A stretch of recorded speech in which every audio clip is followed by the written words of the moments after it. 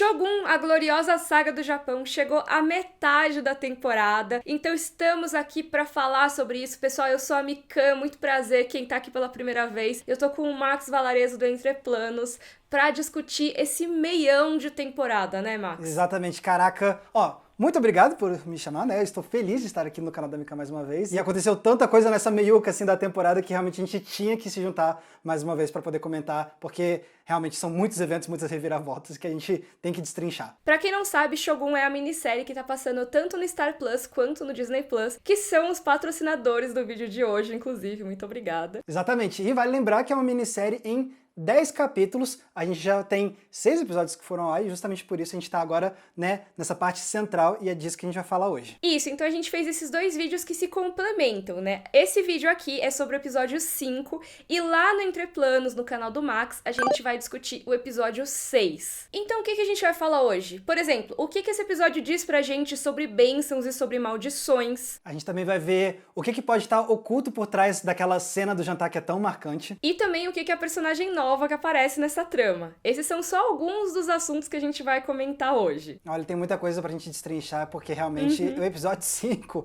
ele realmente consegue ser um ponto de virada muito, né, grandioso em termos de escala e eventos que vão do íntimo ao catastrófico, assim, muito rápido, então, tem muita coisa pra gente conversar aqui. Nossa, sim. Lembrando que lá no Entre Planos tem o vídeo do episódio 6, os dois saíram juntos, então eu vou deixar o link na descrição. E também lembrando que tem 6 episódios já disponíveis de Shogun no Disney Plus e no Star Plus, com episódios novos toda terça-feira. Então, caso você ainda não tenha assistido, vou deixar o link aqui embaixo também pra você ver, pra você maratonar, porque, sério, tá valendo muito a pena. E como faltam ainda 4 episódios pra chegar no fim de Shogun, ainda tem muito conteúdo pra gente trazer pra vocês. Então, não deixe de se inscrever nos nossos 2 canais, que aí você não vai perder nenhum vídeo dessa cobertura semanal que a gente tá fazendo. Último aviso é o aviso de spoilers, né? Se você ainda não viu o episódio 5, a gente vai começar a falar dele agora, então vai lá assistir e volta, beleza? Bora pra discussão, Max? Bora! Tá, então começando aqui, Max, eu queria saber qual foi o seu momento favorito desse episódio 5, de tantos que teve. Olha, eu desconfio que pode ser até o mesmo que o seu, tô curioso pra ver a sua resposta, mas pra mim foi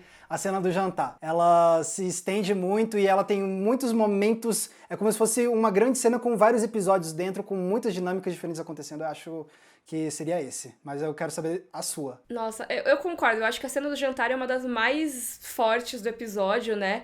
Mas, vamos ver. Só pra não repetir o que... Eu concordo com você, eu acho que a do jantar é a melhor de todas, mas só pra não ficar repetido, eu acho que um detalhezinho que foi o que eu mais gostei no episódio, que a gente depois tava conversando aqui na hora de escrever o roteiro, foi que na hora que o Andin vai pro quarto, né, encontrar a Mariko e que o Buntaro foi embora, a Fuji tá lá na porta com uma arma na mão. E é uma coisa que é tão pequena, mas que é um detalhe tão incrível da Fuji. Pra mim, esse é o momento mais da hora do episódio todo. Eu não reparei nisso e só fiquei sabendo porque você me falou, eu fui olhar de novo lá, o caraca mesmo, ela tá lá preparadaça com a arma, assim. Acho que isso só reforça o que eu falei no episódio anterior, né, no vídeo sobre o episódio 4, de como a Fuji, ela se propõe a ser essa pessoa com quem o Andin pode contar, sabe? Então ela tava lá meio assim, ó, Buntaro, você não vai desonrar essa casa não, você não vai desonrar a Mariko, vai embora daqui. Já tava preparada lá. Eu amei. Esses são 2 grandes momentos que tem nesse episódio, que tem vários momentos marcantes, né? Mas antes da gente ir pra eles, aproveita aí, você que tá assistindo, eu vou tomar essa posição aqui no seu canal. Eu chego no seu canal e já abro a geladeira, né? Então eu tô pedindo... você é um convidado honrado desse canal, Max. Obrigado, porque eu ia falar justamente pra vocês comentarem aqui embaixo quais foram as suas cenas favoritas do episódio 5, porque a gente tá bem curioso pra ver quais são as opiniões de vocês também em relação a isso. Verdade, comenta aí, a gente quer saber. E, Max, esse é um episódio que ele tem uma discussão bem interessante sobre bênçãos e maldições, né? Exatamente. O que é um presente e o que pode fazer esse presente ser uma espécie de mau agouro, né? Exatamente. Tem muito disso nesse episódio. Nossa, porque ele vai trazendo muito essa ideia da maldição, mas se você observa com muita atenção, na verdade é um pouco mais rico do que isso até. É uma questão de maldições que estão disfarçadas de bênçãos, né? E a gente já via isso sendo introduzido aos poucos nos episódios anteriores, né? Essa recapitulação acho que vale a pena. A gente via isso, por exemplo, com o caso do Blackthorn, né? Que no episódio 3 tinha ganhado o título de Hatamoto do Toranaga, né? E aí, nossa, legal, pô, agora tô aqui todo pimpão com um título honorário, mas aí ele logo vai ver que isso traz toda uma carga de responsabilidades e de coisas que ele tem que fazer, formas como ele tem que agir, que vai fazer com que ele se sinta cada vez mais preso e longe do objetivo dele, que é, na verdade, vazar de lá, né, do Japão, ficar longe do Toranaga e tal. Então, e é isso, é uma bênção que, na verdade, se mostra como uma maldição. A gente também tinha visto, você estava falando agora um pouco da Fuji, né? E tem um detalhe que a gente estava falando que é bem bacana sobre as espadas da Fuji, né? Sim, as espadas que tecnicamente são espadas que não tinham valor nenhum, né? Que o pai dela não morreu de uma forma super honrada, então que o avô simplesmente comprou umas espadas quaisquer ali e disse pra ela que eram as espadas da família. Então ela não sabe que aquilo é uma versão mais barata, vamos dizer assim, né? Do que seria a espada da família. Exatamente. E aí quando isso vai parar no Blackthorn, né? Então também, olha só, você é Hatamoto, você precisa ter espada, então é a bênção, né? Mas aí depois a gente tem essa revelação de que na verdade são umas espadas nada demais. E depois a gente vai ver também mais pra frente que quando os outros samurais veem ele com uma espada, isso já vai causar também uma certa, né, uma inveja, tipo, olha lá o ridículo querendo aparecer agora tem espada, é. Tem esse lado da maldição também, né? Com certeza. E toda a parte também da casa que ele ganha como Hatamoto, que ó, que legal, né? Nossa, ele mora numa casa de rico agora, tem serviçais e tudo, mas no episódio anterior ele até comenta que é como se fosse uma prisão, só que mais bonita, né? Exatamente. Isso são coisas dos episódios passados, né? Mas aí a gente já tem a primeira cena do episódio 5, que vai ser um grande exemplo dessa ideia, né? Da maldição disfarçada de bênção, que é quando a gente vê o retorno do Buntaro, que a gente tinha achado que tinha morrido no episódio 3. Inclusive, no meu vídeo solo, né, do episódio 3, eu passei fake news sobre a morte do Buntaro, mas não foi porque eu tava querendo enganar vocês, foi porque eu fui tapeado, né, Mika? Foi fake news do próprio showrunner da série, o Justin Marks, que ele falou no podcast oficial de Shogun, ele falou, não, porque como o Buntaro morreu, não sei o que lá, então... Não, ele passou um tempão no podcast e falou, não, nossa, pra mim foi uma morte muito marcante por causa disso. Ok, o cara falou que tá morto, então... Aí chega aqui, esse episódio, tá nada, é mentira. Então, isso aí foi uma surpresa que realmente eu não tava esperando, realmente. Mas até que faz sentido ele ter sobrevivido, né? Porque até mesmo a gente tava nos primeiros episódios, das nossas expectativas, a gente falou, né? Pô, acho que a gente vai ter alguma dinâmica aí do Buntaro, ele se incomodar com a Mariko e o Blackthorn. Então a gente já imaginava que ele fosse ser uma fonte de conflitos muito grande. E aí, quando ele morreu, ficou...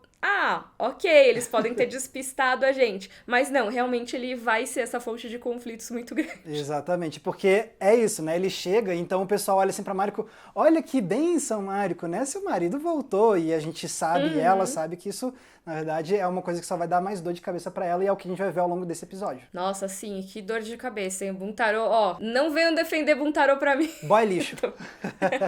E daqui a pouquinho a gente vai falar do maior caso do presente que se transforma numa espécie de maldição, que é um presente literal, que é o fazão que o Toranaga dá pro Anjin, que ele presenteia essa caça ali pra ele. Mas a gente já entra nisso. Antes disso, vamos falar um pouco mais do Toranaga nesse episódio? Pois é, porque é um dos grandes personagens, né, que no capítulo passado tava... Ele chegou no começo do episódio, mandou um falou, valeu, sumiu, né? E aí a gente falou agora da chegada do Buntaro, mas na verdade essa é uma coisa secundária dessa cena, porque esse é o momento também que o próprio Toranaga retorna, e não só isso, ele retorna com um baita de um exército atrás dele, né? Então são duas surpresas de uma só vez. E ele dá aquela mega bronca no filho dele, né? No Nagakado, que vocês devem se lembrar, no episódio 4, o Nagakado tomou uma decisão super abrupta, né? Foi moleque. De simplesmente explodir os enviados do inimigo. Foi moleque assim, demais. Ele atacou mensageiro, sabe?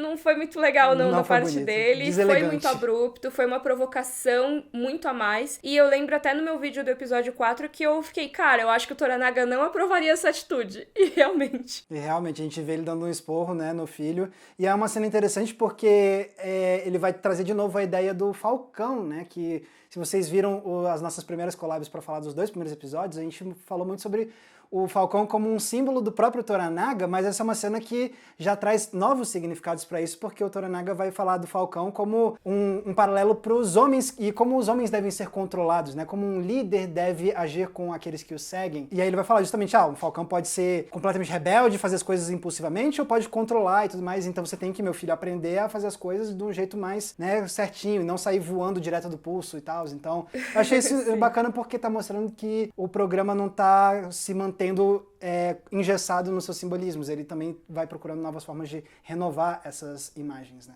Com certeza. E até mesmo o título do episódio vem, né, dessa coisa dele falar dos falcões e tudo. Uma coisa que eu achei bem bacana do Toranaga nesse episódio é a pegadinha que ele dá no Yabushige. Nossa, é maravilhoso esse momento. Cara, o Yabushige, primeiro, assim, queria, assim, bater palmas, porque esse personagem é cada vez mais interessante. Ele é, nossa, um traíra do caramba, mas ele é incrível. Sim, adoro ele. E o jeito que ele é atuado, assim, traz essa malandragem, é realmente uma performance muito, muito marcante. E o Toranaga lê o personagem também, assim como a gente tá vendo ele aqui, o Toranaga já sacou qual é a dele, ele sabe que ele não pode confiar no Yabushige, então ele conversou com ele de um jeito pra dar uma interrogada, quem teve essa ideia aí, não sei o quê, meio que como se fosse algo ruim. Aí o Yabushige vai lá, não, foi o meu sobrinho, não sei o quê, deve ter sido ele. Beleza, então parabéns pro seu sobrinho, ele é incrível. Foi promovido a ser o comandante aqui dos canhões, e é isso, então... Que é uma cena que justamente demonstra novamente essa proeza do Toranaga de arquitetar as coisas, né? E de manipular os outros, então... Só que nesse caso também ficou uma cena meio cômica também, por conta da própria reação do Yabushige, né? O Yabushige, nossa, tô aqui abrindo muitos parênteses sobre ele, mas é que ele é incrível. Porque ele realmente vai dessa parte mais cômica pra uma parte mais ameaçadora muito fácil, né? No primeiro episódio a gente viu como ele tratou a tripulação do Blackthorn, como ele pode ser terrível. E aí agora ele tá mais nessa parte cômica, meio acuado pelo Toranaga, mas quando o sobrinho vai lá falar com ele, eu queria te oferecer, né? Se quiser eu abro mão do comando pro senhor, meu tio. Ele, mas você vai abrir mão de uma coisa que já me pertence? E nesse momento ele é ameaçador. Então... Pra mim, Yabushige tá demais. Perfeito. E o Toranaga, a gente também vê ele... Porque isso é uma coisa interessante do Toranaga nesse episódio, né? Porque ele retorna, mas ele, ao longo do episódio 5, vai ficar ali mais, né, nas margens dos acontecimentos principais. Então a gente vai ver ele um pouquinho aqui, depois corta ele de novo. Então já teve com o filho, já teve com o Yabushige. Vai ter, então, também um momento que a gente vê como ele tá lidando com a questão do espião, né? Porque ele tem um espião lá no vilarejo. E ele sabe que estão procurando, né? Então a gente vê ele arquitetando, arranja um jeito aí de fingir, porque a gente descobre também que o espião é um samurai que tá se passando por um cara normal do vilarejo, digamos assim. E então também tem esse lado do tipo... Você vê que ele tá tentando resolver vários microproblemas ao longo desse retorno, né? Pra manter tudo indo de acordo com ele nas diferentes frentes nas quais ele vai atuando. Com certeza, mas o maior destaque desse episódio são os outros personagens, né? Com certeza. E, aliás, vamos ver o que eles estão fazendo? Nossa, vamos e é muita coisa pra comentar. Acho que começando pelo que a gente prometeu, vamos falar do tal Fazão, que é talvez o maior exemplo de bênção/maldição do episódio, né? Exato, porque a gente viu logo depois da cena da bronca do Toranaga no filho que ele presenteia o Fazão, que tava naquela cena, né? Pro Blackthorn, justamente, né? Pra uma forma de honrar esse novo Hatamoto dele e tudo mais. E aí ele vai chegar na casa e vai falar assim, esse aqui é um Fazão que eu vou preparar pra vocês a moda inglesa. Então eu tô aqui, presenteando vocês. Então é um presente em duas camadas, né? Do Toranaga pro Blackthorn e do Blackthorn pros serviçais dele agora que ele é um Hatamoto, né? E ele fala assim, vou pendurar aqui, vou deixar aqui, ninguém mexe nesse Fazão. E aí o pessoal fica assim meio tipo, mas vai ficar um cheiro ruim. E ele fala... Não é pra mexer, só que aí é muito desse episódio, porque a gente vai ver um negócio que parece muito pequeno e depois vai retornar com uma outra dimensão, né? Que ele vai falar assim, tocou no Fazão, morte, né? E, tipo, ele queria só ser, né, enfático nessa mensagem de que não é pra tocar, mas ele usou palavras muito específicas e ele ainda não sabe a dimensão que isso vai ter e a gente vai falar disso daqui a pouco. O significado das palavras, né? Ele dá uma ordem de um jeito leviano, provavelmente é uma hipérbole. Ele não ia realmente matar quem tocasse. Provavelmente ele ia só falar, poxa, não mexe no meu Fazão, eu pedi, que droga, não sei o quê. Mas ele muito provavelmente não pretendia punir ninguém com a morte nesse caso. Pois é, e a gente estava citando o podcast, né, oficial de Shogun. Eles entrevistaram uma consultora que trabalhou nos bastidores, né, uma consultora japonesa que sabe falar inglês muito bem, que é a Mako Kamitsuna, e ela conta sobre essa cena, justamente que é isso, assim, que ele não entende ainda como as palavras de fato de um senhor de um lar são lei, né? Então, se ele fala um negócio, aquilo ganha uma dimensão muito maior. E que a sociedade, como um todo ao redor dele, vai esperar que todo mundo respeite aquilo como se fosse lei mesmo. Isso, naquela época era o que era esperado dos serviçais dele. Então, se ele falou isso, eles têm que levar a sério. E tanto que você vê que existiu todo um protocolo ali pra ver quem ia ser a pessoa que iria tirar o fazão. E a gente descobre que foi o coitado do jardineiro, o Ejiro, que ele se ofereceu pra fazer isso porque ele já estava próximo da morte, ele estava doente. Talvez ele vivesse mais, a gente não sabe, né? Mas meio que eles tiveram que escolher ali quem que seria a pessoa a morrer. Por causa de uma ordem que o Blackthorn deu como se não fosse nada. Mas depois a Mariko até dá essa bronca nele. Não, você deu importância pro fazão quando você falou daquele jeito. Exatamente. Você que criou esse significado todo. E eu acho até bacana a gente pensar, né? Porque não quer dizer que o presente que o Toranaga deu seja amaldiçoado por si só. Não quer dizer, ai, nossa, ele deu esse fazão e acabou a vida do Blackthorn. Não! Ele deu um fazão, que era simplesmente um fazão que podia ser um jantar gostoso, podia ser jogado fora, podia não dar em nada. O que deu errado, na verdade, foi a falta de discernimento do Blackthorn. Foi aquilo que transformou um simples presente numa coisa que deu a impressão de que a casa era amaldiçoada. Os cheiros, as mortes e tudo mais. Tudo foi consequência da forma que ele lidou com aquilo, né? São as ações que causam a maldição e não necessariamente algo que é inerente ao objeto, né? Isso é uma coisa que o próprio episódio vai criando na sua narrativa, né? Eu tava comentando agora sobre essa ideia de que você tem momentos que parecem ser só bonitinhos e que depois ganham uma dimensão muito mais trágica e pesada, né? E logo depois dessa cena da chegada com o fazão, tem outro momento que é meio assim, que é quando ele vê o Ejiro, né, o jardineiro, colocando uma pedra no jardim e falando, não, todo jardim precisa de uma pedra dessas e tudo mais. E aí você olha, que momento bonito, pô, ele tá aqui, né, ficando brother do jardineiro e tal. E aí, justamente, lá na frente, isso aqui vai ganhar uma outra camada. Mas a gente vai chegar nisso daqui a pouquinho. Mas só pra dizer que é isso, o episódio consegue fazer isso muito bem, de ir ressignificando momentos que você achava que eram só triviais ou cotidianos. Sim, a gente já vai falar mais sobre isso, mas vamos pra outra cena que foi talvez o ponto alto do episódio mesmo, que é a cena do jantar. Gente, o climão. O climão, esse Nossa, aí. que climão. Que era uma coisa que a gente não imaginava que ia ser possível. Esses 4 personagens estarem nessa situação juntos, né? Até porque a gente já estava falando como a Fuji foi crescendo e aí ela tá nesse momento.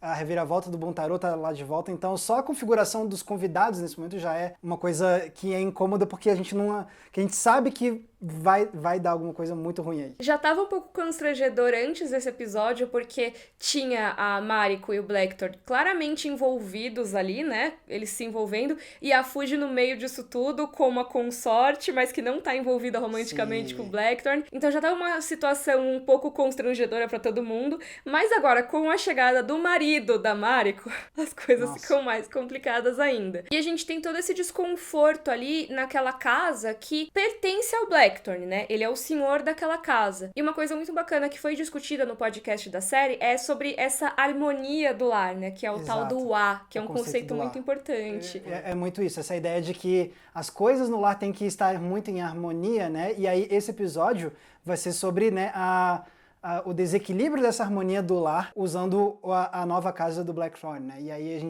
essa cena do jantar vai ser um dos exemplos melhores disso, de que você vai ter coisas que não deveriam estar entrando, chegando lá, né? E inclusive você me falou de um conceito que representa isso, né? Sim, que é um conceito que tem no shintoísmo. E aí, pessoal, se tiver alguém que segue o shintoísmo, que conhece e quiser complementar aqui nos comentários, por favor, porque eu tenho um conhecimento, assim, muitíssimo superficial, mas eu sei que existe um conceito chamado kegare, que é como se fosse impureza, contaminação. Então, por exemplo, até os dias de hoje existem conceitos, né, relacionados ao kegare, existem práticas relacionadas a evitar a entrada de kegare em casa e tudo, mas antigamente no Japão era até mais pesado isso. Então, por exemplo, se você era coveiro, se você lidava com morte, você lidava diretamente com essa contaminação espiritual que era o kegare, sabe? Você não podia fazer determinadas coisas se você tivesse se exposto à morte, a sangue, a peles de animais até, se eu não me engano, né? Porque é uma coisa também relacionada à morte. E tudo isso seria uma espécie de contaminação espiritual. Então, o ideal é você não trazer isso pra sua casa. E aí a gente até vê no episódio a Fuji falando pras pessoas que trabalham na casa,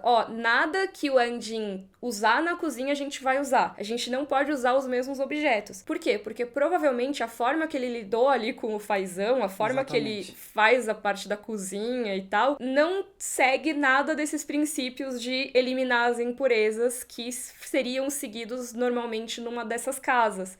Então, ele mesmo pode ser visto como um veículo para trazer Kegarei e acabar com a harmonia da casa, né? Exatamente. E a gente estava falando agora um pouco sobre como os atos dele, sem ter o conhecimento da cultura, acabam criando, né, mais maldições, né? Outro exemplo disso está na própria cena do jantar, né?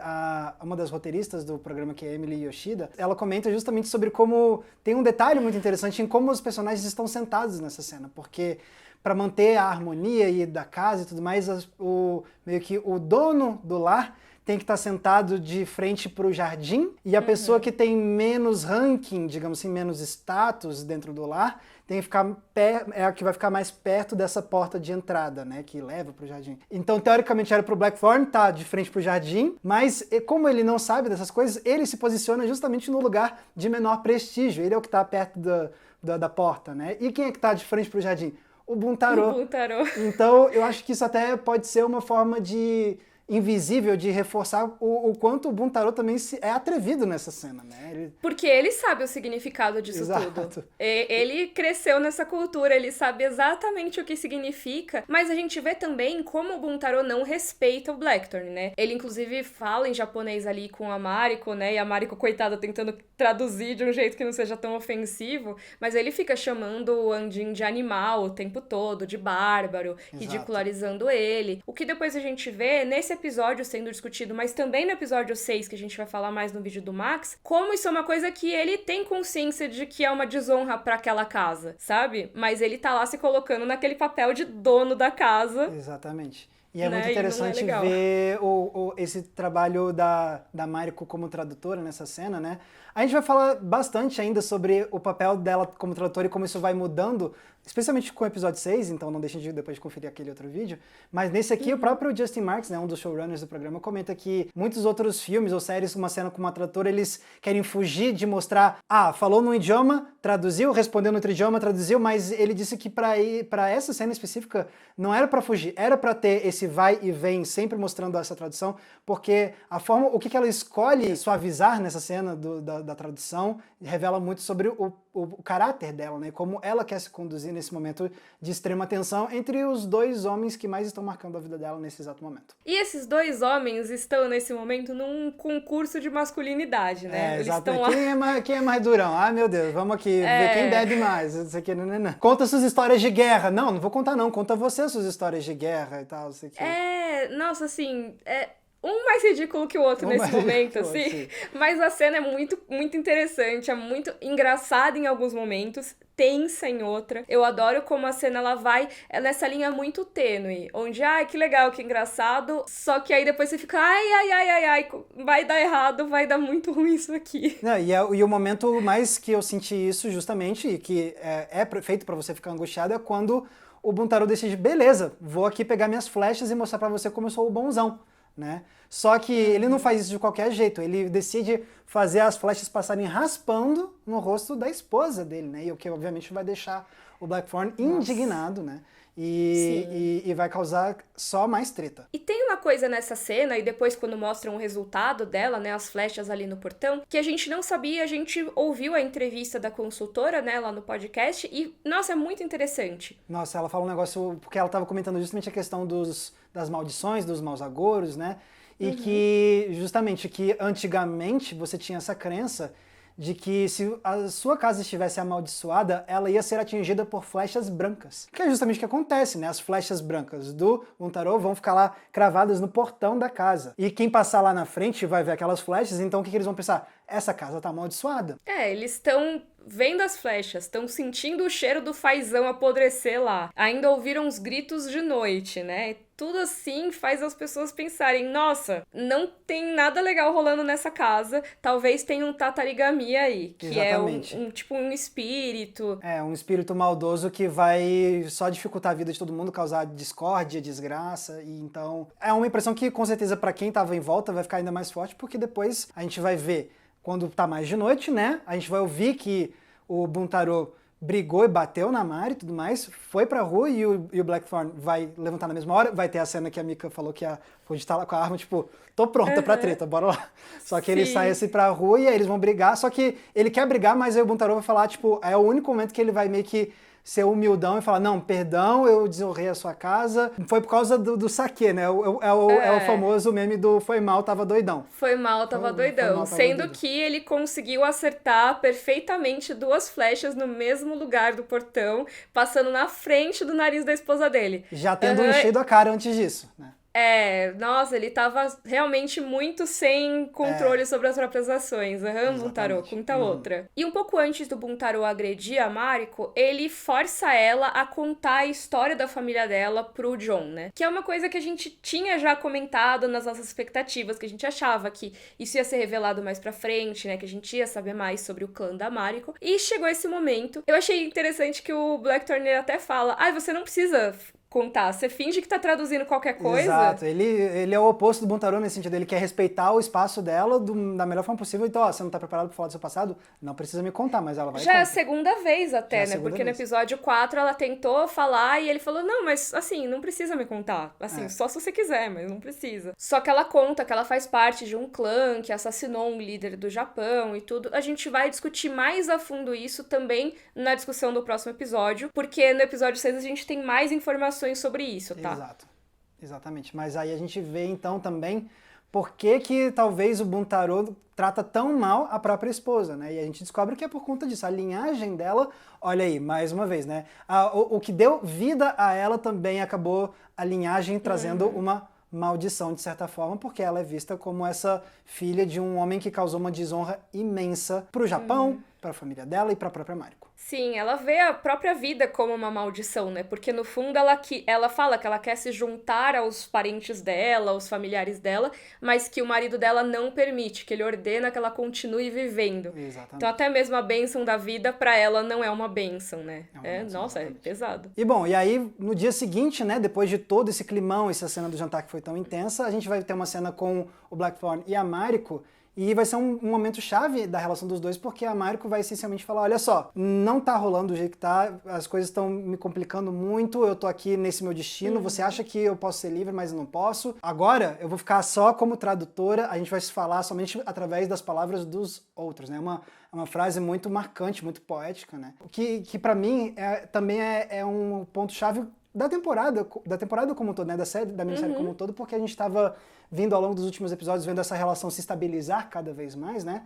E aí vai ver esse momento que, tipo, vai puxar o tapete debaixo da gente e falar assim, olha, vocês achavam que eles iam ficar cada vez mais próximos e talvez a presença do Buntaro ia fazer esse amor proibido florescer ainda mais? Não, ela falou assim, quer saber? Ó, esquece, falou. A gente agora vai ficar só aqui no que é essencial da nossa relação, que é essa comunicação de tradutor e traduzido. E pra piorar toda essa situação, a gente ainda tem a notícia da morte do Ejiro, do jardineiro, e o Blackthorn completamente confuso, né, em relação a isso. Ele não entende o porquê aconteceu, sendo que na prática foi culpa dele. Ele não sabia, não é também que ele teve a intenção, mas ele mesmo fala pra si, eu matei aquele homem. Pois né? Exatamente. E é um momento que é pesado e que vai trazer ele de novo pro estado inicial dele, porque ele tava com aquele negócio de, eu quero sair daqui, mas, pô, aí começa a ir se envolvendo com essas pessoas, né, vai ganhando cada vez mais notoriedade, mais poder,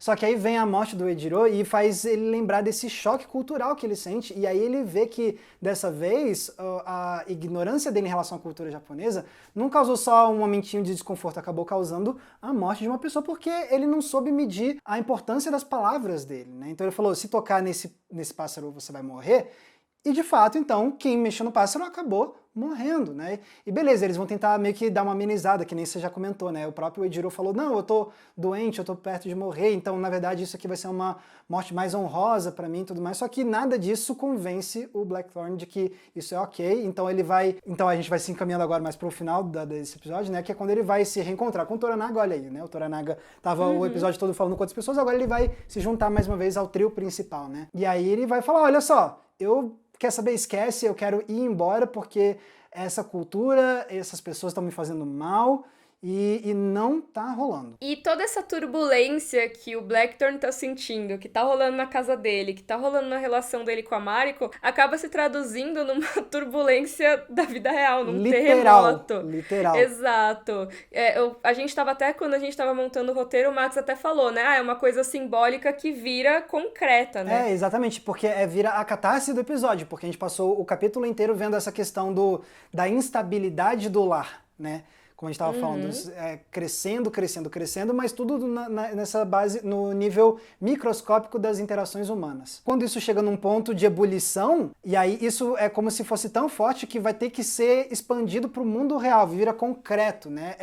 Essa instabilidade, e a própria terra treme, né? O país vai se abrir em meio a todas essas turbulências. Sim, tem um comentário do jogo dos showrunners, do Justin Marks, que ele até fala que é isso mesmo, é pra desestabilizar o senso de estabilidade que os personagens estavam até agora, né? Agora a gente tava sentindo, como o Max comentou, né, até do próprio romance do Blackthorn com a Mariko, mas também até o próprio Toranaga, ele tava reunindo ali os homens dele, ele tava chegando triunfante, tava se organizando pra guerra. Não vai se organizar nada, a gente vai sacudir tudo. Eu fiquei pensando muito num tabuleiro de xadrez, sabe? Que as peças estão lá postas, você tá prestes a dar o cheque, e aí simplesmente alguém vira esse tabuleiro, e você tem que reorganizar as peças tudo de novo, tentar lembrar como é que tava, se é que dá pra lembrar a posição das peças, ou então começar tudo do zero. E eu sinto que foi um pouco isso que aconteceu também na parte da guerra e da política do lado do Toranaga, sabe? Com certeza. E não deixa de ser também a forma de elevar a uma nova potência a ideia da maldição, né? Aí é uma maldição numa escala muito real e que vai arruinar muitas coisas, né? E aí o próprio Toranaga quase morre nesse momento, né? Tanto que porque ele é soterrado. De novo vai lá o Andin salvar. Exatamente, lá vai o Andin de novo, assim, alguns 2 minutos antes tava lá, tipo, quero ir embora, me deixa embora, mas aí, tipo, foi só o Toranaga ficar soterrado. Opa, Toranaga, tô indo, calma. E aí tem um momento que é legal, não só dele resgatar o Toranaga pra ele demonstrar de novo a lealdade dele, mas aí, de novo, a gente traz uns comentários de entrevistas, e esse foi feito pelo Cosmo Jarvis, que interpreta o Blackthorn, porque a gente vê que, depois que ele resgata o Toranaga, ele dá as 2 espadas que a Fuji tinha dado pra ele dá pro Toranaga, porque o grande senhor, tá sem as espadas dele, né? E aí, esse é o momento que o Cosmo Jarvis comenta, dizendo que é muito simbólico, porque algumas cenas antes, a Mariko tinha dado uma bronca nele, por causa da ordem que ele tinha dado do fazão, né? Porque ela falou assim, olha, entenda que você insere valor nas coisas que você acha que não tem valor, né? Então, é como o ator comenta que nesse momento é como se fosse ele aprendendo essa lição. Ele sabe que aquelas espadas não são lá grande coisa, não são espadas dignas de um líder como o Toranaga, mas ele escolhe inserir valor nessas espadas nesse momento porque ele está abrindo mão de um símbolo de poder dele para passar isso pro Toranaga, né? Então, então é um ponto de destaque do personagem que meio que mostra que ele já tá aprendendo as lições com os traumas que ele viveu nos minutos anteriores. É complicado, né? Porque o Blackthorn, por mais que ele erre, eu tenho sentido que ele se esforça pra aprender, cara. Sim, ele se esforça. Ele se esforça pra aprender. O japonês dele tá melhorando tanto. Isso é uma coisa que eu não consigo identificar tanto, mas você, como manja mais de japonês, você comentou, né? Que o japonês dele já tá melhorando, né? Ele tá usando condicional na parte de comunicar. Se alguém tocar no fazão, ele usou a gramática assim. Foi rudimentar, mas ele falou certinho, sabe? Ele não tá mais tão no básico assim, ele tá entendendo mais as coisas. Mas é lógico, é muito diferente a sociedade pra ele se adaptar, assim, de uma hora pra outra, pra entender todas as nuances e tal. Então, realmente, dá pra entender a dificuldade que ele sente nisso tudo, né? Pois é. E aí, logo depois, a gente vai ver ele e todo mundo, né, voltando, porque eles estavam lá em cima naquele morro, e eles voltam pra cidade e eles vê que a Jiro agora tá completamente arruinado. Muita gente morta, muita gente sofrendo, a própria Fuji tá debilitada, ela não tá morta, mas ela tá debilitada, né? E aí a gente vai ter uma cena muito tocante, que aí vai ser justamente o resgate de um negócio de antes, que é quando ele vê o jardim da casa dele, que tinha aquela pedra que o Ejiro tinha erguido. Aí agora, mais uma vez, é o Blackthorn aprendendo a lição, e agora ele vai pegar, levantar aquela pedra mais uma vez, e é uma cena muito com diferentes camadas, né? Eu lembro que quando eu vi, eu senti, é como se fosse uma lápide simbólica pro Ejiro, né? Porque ele tá querendo dar uma despedida pro homem que perdeu a vida por conta dele, né? Mas no próprio podcast eles também falam que isso é também uma forma de simbolizar um recomeço depois da destruição. Sim. Tem até uma discussão disso nos episódios anteriores, né? Acho que no episódio 4 mesmo, que a Mariko fala que as casas deles são feitas de uma forma que elas possam ser reerguidas tão facilmente quanto elas caem. Por quê? Exato. Porque tem muitos terremotos, tem muitos desastres naturais. Então, as casas têm que ser feitas pro recomeço também. E aí, a gente imagina que vai reconstruir Adiro também em breve, né? Exatamente. E aí, é meio que como se o primeiro passo dessa reconstrução fosse essa pedra que o Blackthorn reergue, né?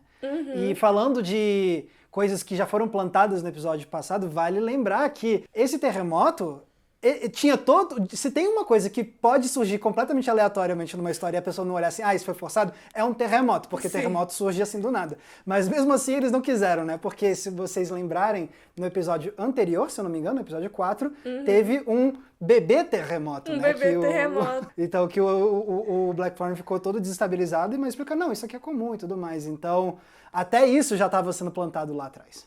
Tá bem fechadinho tudo, né? Isso tá bem interessante mesmo. E, na minha opinião, tem uma coisa que não é um terremoto, mas é um terremoto pessoa que chega nesse episódio, que é a Dama Otiba, a mãe do herdeiro, que volta ali pra Osaka e volta destruindo tudo, né? Assim, botando pra quebrar, tal qual um terremoto. Exatamente. Mas a gente vai falar bastante dela. A gente tá falando dela porque ela encerra esse episódio com uma frase bombástica, né? Ela chega lá no Ishido, falando assim, a partir de agora, o conselho vai fazer o que eu mandar.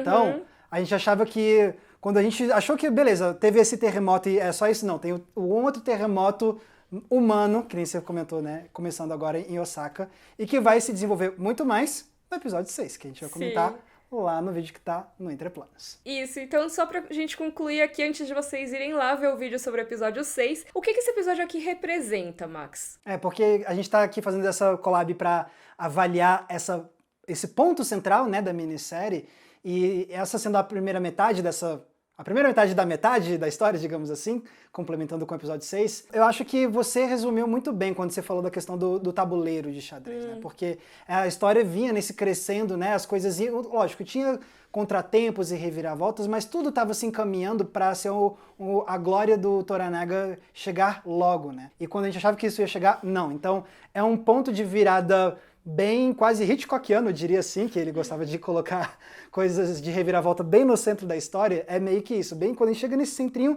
tem um negócio que vai destabilizar tudo e mostrar que nada do que a gente achava que era certeza está garantido. Até mesmo, né, pensando do lado do Ishido, né, porque eu falei, revirou as peças do Toranaga, mas a chegada da Otiba, por mais que ela não seja um terremoto igual, literal, igual aconteceu no lado do Toranaga, ela também vai fazer o Ishido repensar tudo por ali, ela vai mudar tudo ali naquele núcleo, né?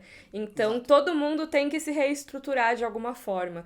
Vai ser muito interessante esse resto de temporada. Com certeza. Mas assim, a gente não vai ter nem que esperar muito pra ver o que vai acontecer depois disso, porque o episódio 6 já está entre nós, a gente já assistiu, e vocês vão poder ver todos os nossos comentários destrinchando o capítulo 6, de novo, lá no Entre Planos, que a gente já lançou esse vídeo. Sim, tá aqui na descrição pra vocês assistirem, e na descrição também tem uma playlist com todos os nossos vídeos sobre o Shogun até agora, e o link pra vocês assistirem aos episódios da série, caso vocês ainda não tenham visto, lá no Disney Plus e no Star Plus. Já tenho 6 episódios pra vocês maratonarem e toda semana, terça-feira, tem episódio novo. Obrigado Star Plus e Disney Plus por patrocinar esse vídeo. A gente tá curtindo muito poder comentar essa série assim, episódio a episódio. E ainda tem muita coisa pra gente comentar, né? Aliás, vocês que estão aí assistindo, comentem aqui o que vocês acharam desse episódio. Já contem pra gente e corram lá pra ver o vídeo do episódio 6. A gente se encontra daqui a pouco lá. Um beijo e até a próxima. Tchau, tchau. Tchau, tchau.